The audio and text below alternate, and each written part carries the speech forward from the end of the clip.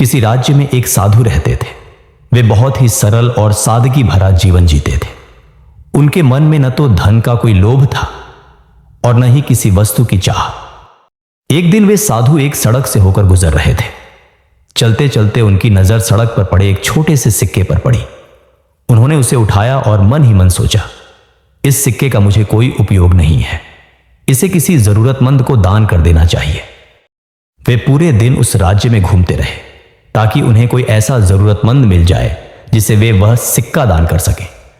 उन्होंने अमीर गरीब, दुकानदार, मजदूर, बच्चे सबको देखा, पर उन्हें कोई ऐसा व्यक्ति नहीं मिला जो सच में उस सिक्के का मोहताज हो। लोगों के चेहरों पर संतोष था, शांति थी। हर कोई जो उसके पास था उसी में खुश दिखाई दे रहा था। शाम हो गई। साधु थककर एक विश्राम स्थल पर पहुंचे और वहीं रात बिताई। अगली सुबह साधु अपने नित्य कर्म के लिए उठे। तभी उन्होंने देखा कि राजा अपनी विशाल सेना के साथ युद्ध के लिए निकल रहा है। हाथियों की चिंगाड़, घोड़ों की टापें और सैनिकों की गूंज से वातावरण भर गया था। राजा की नजर साधु पर पड़ी। उसने तुरंत सेना को रुकने का आदेश दिया और स्वयं साधु के पास आया। आदर से झुककर बोला, हे महात्मा, मैं दूसरे राज्य से युद्ध करने जा रहा हूं ताकि उस पर विजय प्राप्त कर अपने राज्य को और भी बड़ा बना सकूं। कृपया मुझे विजय का आशीर्वाद दीजिए। साधु कुछ पल मौन रहे। फिर उन्होंने धीरे से अपनी थैली से वही एक सिक्का निकाला और राजा के हाथ में रख दिया। राजा चकित और थोड़ा क्रोधित हो गया। उसने कहा, महात्मा, मैं इतना धनवान राजा हूं, मेरे पास अपार संपत्ति है, इस एक सिक्के का मेरे लिए क्या अर्थ? साधु मुस्कुराए और शांत स्वर में बोले, यह सिक्का मुझे कल सड़क के किनारे मिला था। मैंने सोचा था कि इसे किसी जरूरतमंद को दे दूं।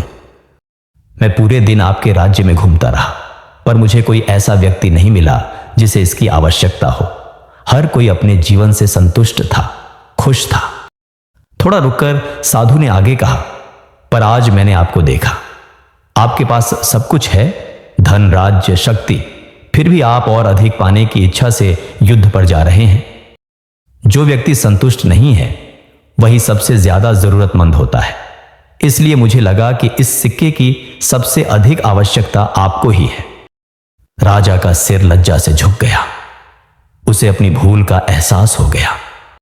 उसने तुरंत युद्ध का विचार त्याग दिया और सेना को वापस लौटने का आदेश दे दिया। जो हमारे पास है उसमें खुश रहना ही सच्चा सुख है।